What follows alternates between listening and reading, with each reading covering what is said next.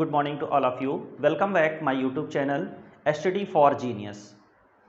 Today we read chapter of class 8th Reproduction in the Human and the Animals. Now we start this chapter Reproduction in the Human and the Animals.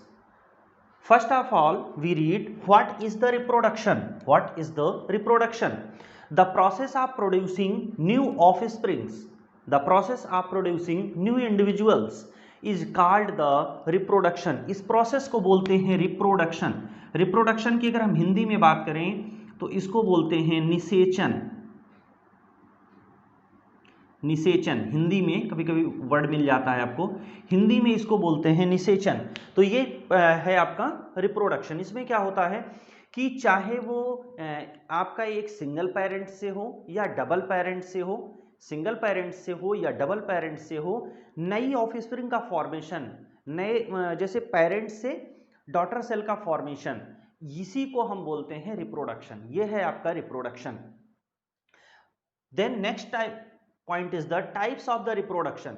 देखिए two type के reproduction होते हैं. First type of the reproduction is the asexual reproduction and second type of the reproduction is the sexual reproduction. Sexual reproduction. First type जो आपका asexual reproduction है, asexual reproduction है, देखिए इसका नाम ही है असेक्सुअल रिप्रोडक्शन. इसमें सिंगल पेरेंट, इसकी जो प्रॉपर्टी है वो है कि इसमें सिंगल पेरेंट पार्टिसिपेट करता है, और जो सेक्सुअल रिप्रोडक्शन है इसमें डबल पेरेंट पार्टिसिपेट करता है. दैट मीन्स इसमें मदर और फादर दोनों होते हैं, और इसमें केवल और केवल पेरेंट्स होता है. मतलब एक ऑर्गेनिज्म से नेक्स्ट ऑर्गेनिज्म का फॉर्मेशन होता है, उसका ऑफस्प्रिंग फॉर्म होता है सिंगल पेरेंट से, बाय सिंगल पेरेंट. इसके टाइप होते हैं जो आपका असेक्सुअल रिप्रोडक्शन है, इसके थ्री टाइप्स हैं: बडिंग, बाइनरी और fragmentation. First of all we read the budding. Budding क्या है? What is the budding? देखिए बडिंग आप हम लोग बोलते हैं प्लांट्स में जब फ्लावर निकलने वाला होता है तो फ्लावर निकलने के पहले ग्रीन कलर का पोर्शन दिखाई देता है, उसको क्या बोलते हैं? उसको बोलते हैं हम लोग बड. ऐसे ही एनिमल्स में like the hydra, like the hydra, अगर आपका जैसे ये हाइड्रा है, इस हाइड्रा में से क्या होगा कि यहां से एक आउटग्रोथ बिल्कुल हाइड्रा जैसी ही बन के निकल जाती है. ऐसे आउटग्रोथ हाइड्रा जैसी ही इसके टेंटिकल्स यहां पे बन जाएंगे, इस तरह से ग्रोथ इसमें हो जाती है. ये आपका हाइड्रा है,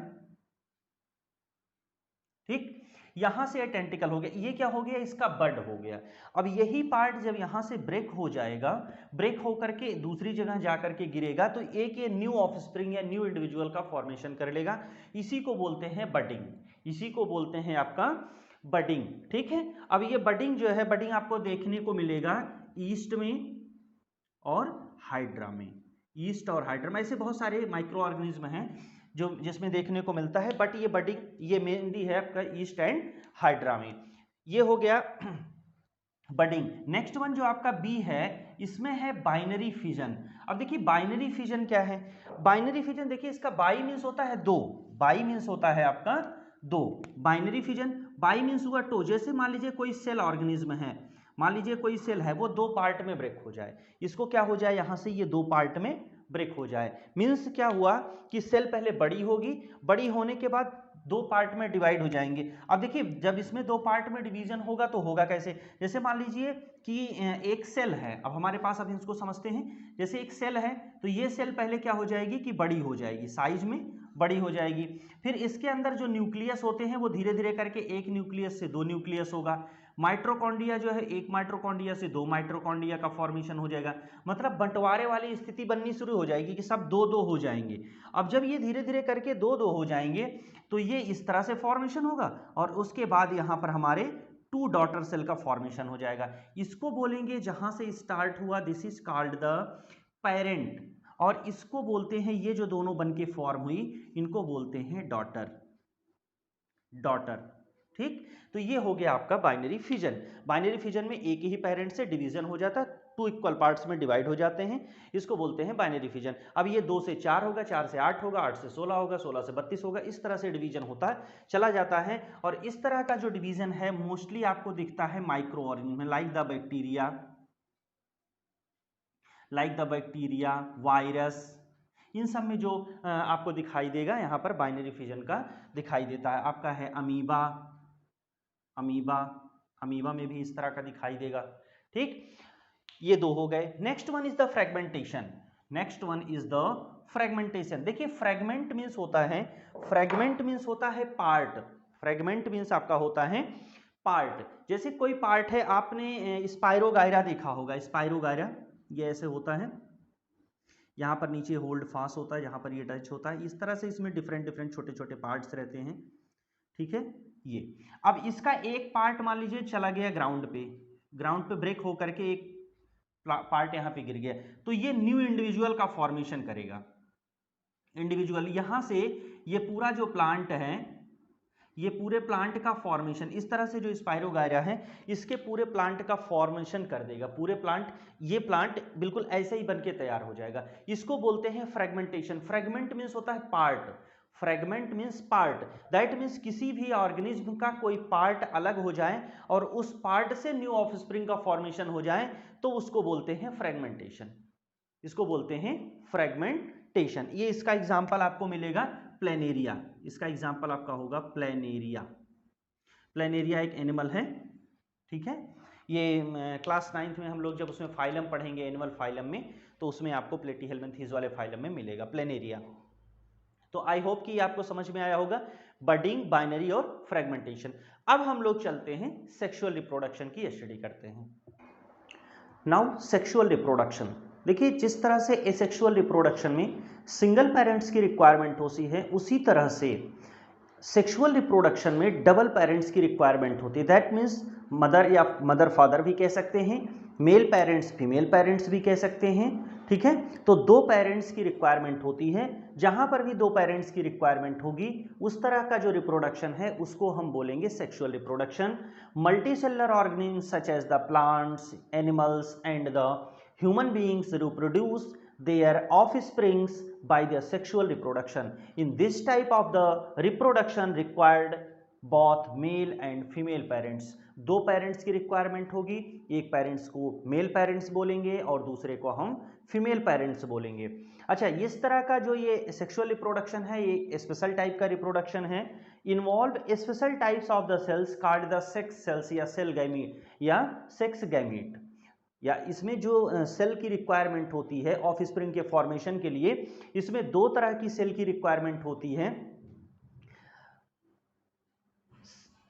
मेल सेक्स सेल और female sex cell. Male sex cell और फीमेल सेक्स सेल, फिर से समझते हैं कि involved special types of the cells called the sex cell या सेक्स गैमीट। सेक्स सेल कह सकते हैं या सेक्स गैमीट कह सकते हैं। और ये जो सेक्स सेल है या सेक्स गैमीट है टू टाइप का होगा, मेल सेक्स सेल और फीमेल सेक्स सेल। जो मेल सेक्स सेल है इसको बोलते हैं स्पर्म और जो फीमेल सेक्स सेल है ये है ओवम। स्पर्म का फॉर्मेशन मेल की बॉडी में होता है और ओवम का फॉर्मेशन फीमेल की बॉडी में होता है। अब ये यहाँ से क्वेश्चन कैसे आएगा, अगर आपसे पूछा जाता है कि डिस्क्राइब द सेक्सुअल रिप्रोडक्शन तो आप सिर्फ इतना ही लिखेंगे। अगर आपसे पूछा जाता है डिफाइन द सेक्सुअल रिप्रोडक्शन तो आप लिखेंगे। क्वेश्चन पूछा जाता है right the characters of the sexual reproduction तो आप इससे लिख सकते हैं। ये 3-4 तरह के जो क्वेश्चन आते हैं, क्योंकि क्वेश्चन जैसे पूछा जाता है what is the sexual reproduction तो हम लोग उसके टाइप लिखने लगते हैं, बहुत सारी कहानियां लिखने, वो नहीं लिखना है। केवल आपको हमने जितना ये एक्सप्लेन किया उसका परफेक्ट आंसर यही है। ठीक है, तो ये एक आप चाहे तो आप इसको पढ़ सकते हैं सेक्सुअल रिप्रोडक्शन, या इसको क्वेश्चन का आंसर समझ सकते हैं। अब हम लोग चलते हैं sexual reproduction in the animals में स्टार्ट करते हैं, उसके टाइप कितने होते हैं इन सब की स्टडी हम लोग करते हैं। अगर आपको ये पूरा सेक्सुअल रिप्रोडक्शन अच्छे से समझना है तो इस वीडियो को कंटिन्यू लास्ट तक देख। हम लोगों ने इस सेक्सुअल रिप्रोडक्शन की स्टडी कर ली, आइए अब हम लोग सेक्सुअल रिप्रोडक्शन की स्टडी करते हैं। देखिए सेक्सुअल रिप्रोडक्शन में 2 टाइप के पेरेंट्स की रिक्वायरमेंट होती है, 2 टाइप के पेरेंट्स की रिक्वायरमेंट होती है, male parents and female parents. इसकी स्टडी हम लोगों ने कर लिया। अब हम लोग देखते हैं कि सेक्सुअल रिप्रोडक्शन के टाइप कितने होते हैं। तो सेक्सुअल रिप्रोडक्शन 2 टाइप का होता है, 1 बाय लेइंग एग्स, दूसरा by giving birth to young ones. Sexual reproduction के बाद जो प्रोडक्शन होता है एनिमल का या जो यंग वंस होते हैं वो 2 टाइप से होते हैं, by laying eggs, second one by giving birth to young ones, और जो बाइलेइंग एग्स हैं इसको बोलते हैं ओविपेरस एनिमल। जो अंडे देते हैं उनको ओविपेरस एनिमल्स बोलते हैं, और जो बच्चे देते हैं, ऑफस्प्रिंग्स देते हैं, यांग वंस देते हैं, उनको हम विविपेरस एनिमल्स बोलते हैं। तो on the basis of the sexual reproduction animals are the two types, oviparous and the viviparous. Two type के एनिमल्स हो गए। देखिए अब हम लोग पहले पढ़ते हैं, इसको बाद में पढ़ेंगे, पहले हम लोग पढ़ते हैं ओविपेरस। यहाँ पे ये जो प्रॉपर्टी लिखी है ये ओविपेरस की ही प्रॉपर्टी है, ये जो प्रॉपर्टी है ओविपेरस की है। Some animals that lay eggs which hatch into offsprings, such animals are called oviparous animal. देखिए जो अंडे देते हैं, अंडों पे जैसे आपने पढ़ा होगा इंक्यूबेशन पीरियड होता है, क्लास 5th में ये है इंक्यूबेशन पीरियड होता है। जैसे हेन है तो हेन का इंक्यूबेशन पीरियड 21 डेज है। तो हेन जो है 21 डेज तक एग पर बैठती है और उसको वार्म प्रोवाइड करती है। उसके बाद उस एग से धीरे से चूजा निकल आता है, और वो जो चूजा होता है वो चूजा धीरे धीरे करके हेन में चेंज हो जाता है। इसी प्रोसेस को बोलते हैं hatching, hatch into offspring. That means egg से चूजा निकलने की जो प्रोसेस है इसको बोलते हैं hatching. Such animals are called oviparous. ऐसे एनिमल्स को ओविपेरस एनिमल्स बोलते हैं। Example butterflies, frogs, fish, snakes and the birds. ये हैं butterflies, frogs, fish, snakes and birds. अब देखिए मेटामार्फोसिस ऑफ द बटरफ्लाई। जो इस तरह के एनिमल हैं, जो एग लेइंग एनिमल्स हैं, इनमें एक प्रोसेस होती है मेटामार्फोसिस। मेटामार्फोसिस की प्रोसेस होती है।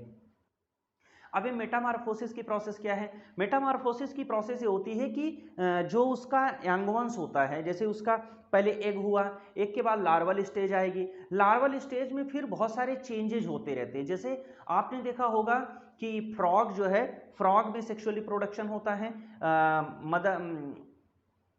पेरेंट सेल का में जो मेल सेल होता है उसका स्पर्म और फीमेल का ओवम वाटर में गिर जाता है, वो कंबाइंड हो जाता है। कंबाइंड होने के बाद टैडपोल का फॉर्मेशन होता है, और टैडपोल बिल्कुल ऐसा दिखता है लाइक द फिश। ये फिश बन गया, फिश जैसा डिजाइन बनता है। फिर इसमें मेटामार्फोसिस होती है। मेटामार्फोसिस के टाइम में इसमें बहुत सारे चेंजेस इसकी बॉडी में होते हैं।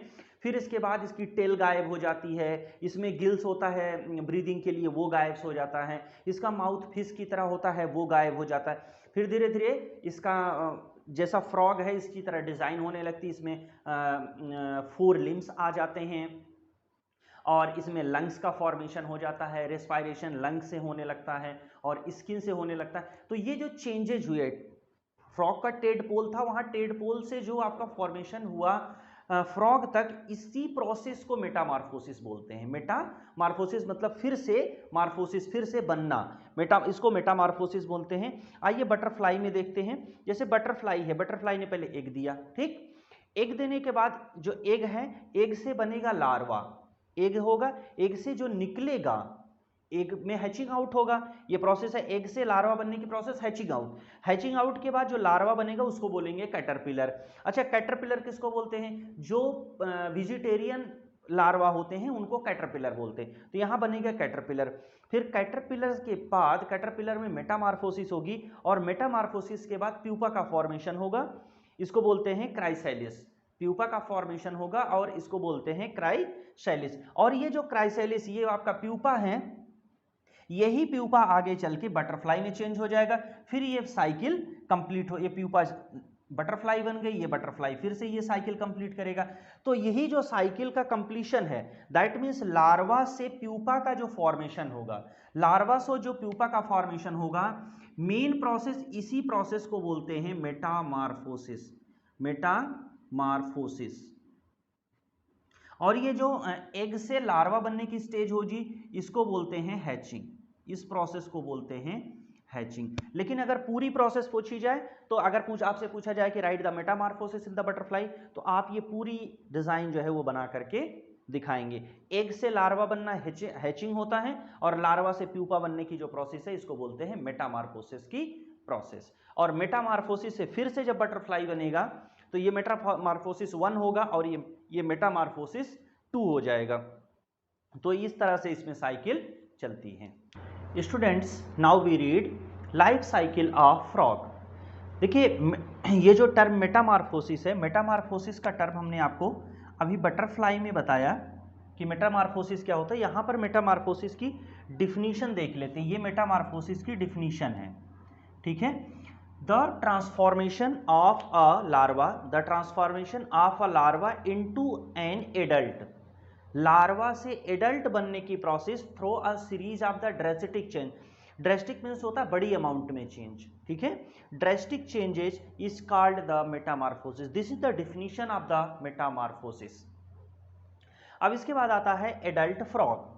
Adult frog, life cycle of the frog, frog में पहले एडल्ट फ्रॉग होंगे, दैट मीन्स इसमें दो फ्रॉग होंगे, एक तो आपका मेल फ्रॉग होगा और दूसरा आपका होगा फीमेल फ्रॉग। ये मेल का सिंबल है, ये फीमेल का सिंबल, मेल फ्रॉग और फीमेल फ्रॉग। मेल फ्रॉग क्या होगा, इससे मेल फ्रॉग से निकलेगा स्पर्म और फीमेल फ्रॉग से निकलेगा ओवम, और वो दोनों जा करके बनाएंगे फ्रॉग स्पॉन। फ्रॉग स्पॉन का फॉर्मेशन करेंगे। देखिए जो फीमेल होती है उसके ओवम के साथ साथ जेली लाइक सब्सटेंस निकलता है जो स्पॉन बनाने का काम करता है। अब ये स्पॉन क्या होता है, स्पॉन ऐसा होता है कि जैसे बहुत सारे एग हैं तो वो एक दूसरे में इस तरह से चिपके रहते हैं, पेस्ट रहते हैं, और इसी में बीच बीच में ये स्पर्म आकर के इंटर हो जाते हैं, बीच बीच में स्पर्म भी आ जाते हैं। तो ये ओवम और स्पर्म एक दूसरे से अटैच हो जाते हैं, फर्टिलाइज हो जाता है। तो यहाँ पर फर्टिलाइजेशन की प्रोसेस होती है, उसके बाद ये बन जाता है एम्ब्रियो, और फिर एम्ब्रियो चेंज हो जाता है टैडपोल में, embryo change into the tadpole. इसी टैडपोल को ही लार्वल स्टेज बोलते हैं या लार्वा बोलते हैं, टैडपोल लार्वा बोलते हैं। देखिए ये जो फ्रॉग स्पॉन था ये स्टेज थी फर्स्ट, उसके बाद जो टैडपोल होता है इसको बोलते हैं स्टेज सेकेंड। जो टैडपोल है ये हो जाएगा tadpole with the eggs, sorry tadpole with the legs, यहां पर होगा टैडपोल विद द लेग्स। ऐसा टैडपोल होगा जिसके लेग्स होंगे, ठीक है, लेग्स होंगे। फिर टैडपोल विद द टेल, यहां पे लिखा हो ना फ्रॉगलेट, फ्रॉगलेट विद द टेल्स। यही जो टैडपोल है इसमें टेल रहेगी, टेल का फॉर्मेशन होगा, टेल रहेगी, और यहां पर लेग था तो वो भी रहेगा। फिर क्या होता है कि ये जो फ्रॉगलेट है ये चेंज हो जाता है एडल्ट फ्रॉग में। तो ये लाइफ साइकिल है फ्रॉग की। फ्रॉग की लाइफ साइकिल में 3 स्टेजेस होती हैं। First stage is the egg and sperm की स्टेज, जिसको फ्रॉग स्पॉन बोलते हैं। Second stage larval stage, that means tadpole, और थर्ड स्टेज होती है आपकी एडल्ट फ्रॉग की स्टेज। तो ये यहाँ से इस तरह से चेंज होता है। ये जो टैडपोल लार्वा है इसमें फिर पहले लेग्स निकल आते हैं, उसके बाद फिर टेल का फॉर्मेशन होता है, और फिर एडल्ट फ्रॉग में कन्वर्ट हो जाता है। Now reproduction in the viviparous animals. अभी तक हम लोगों ने reproduction in the oviparous animals study की थी, अब हम लोग reproduction in the viviparous animals की स्टडी करेंगे। Animals such as the mammals mostly reproduce by giving birth to young ones and thus they are called the viviparous animals. This is the definition of the viviparous animals. अगर आपसे definition पूछी जाए define the viviparous या what is the viviparous, तो ये animals आप उसमें ये definition आप उसमें लिख सकते हैं। फिर एक वर्ड आता है viviparity. Viviparity is the term which has the some variation but is generally accepted to refer to live birth of young after young ones, यहाँ पर होगा young ones after being fed and developing by the direct contact with the bodies of their mother. अब जरा ये विविपैरिटी समझिए है क्या। देखिए विविपैरिटी में देखा होगा डिफरेंट एनिमल में डिफरेंट वेरिएशन होता है। जैसे मैमल्स में फीडिंग तो अपने बच्चे को कराती, मदर जो है अपने बच्चे को फीडिंग कराती है, लेकिन जैसे मार्सुपियंस हैं जैसे कंगारू है, तो कंगारू का क्या होता है, उसका बच्चा अंडर डेवलप होता है तो उसके पास एक पाउच होता है, उस पाउच में वो रख करके करता है। काऊ जो है वो अपने बच्चे की केयर एक डिफरेंट टाइप से करती है, काऊ है, बफेलो है, गोट है, ये अपने बच्चे का डिफरेंट टाइप से वेरिएशन करते उसका केयरिंग करती है या नर्चरिंग करती है। कैट है और डॉग है तो इनकी नर्चरिंग की मेथड अलग होता है। तो इसमें इसी बात के लिए इसमें लिखा हुआ है viviparity is the term which has the some variation but is generally accepted. लेकिन जनरली क्या है कि जितनी भी मदर्स होती हैं वो क्या करती हैं, अपने बच्चे को फीडिंग कराती हैं और उसकी नर्चरिंग करती हैं। तो ये टर्म हो गया विविपैरिटी का। तो आई होप कि यहाँ तक आप लोगों को समझ में आया होगा, और इस वीडियो को लाइक करिए, कमेंट करिए और चैनल को सब्सक्राइब कर लीजिए। Thank you for watching.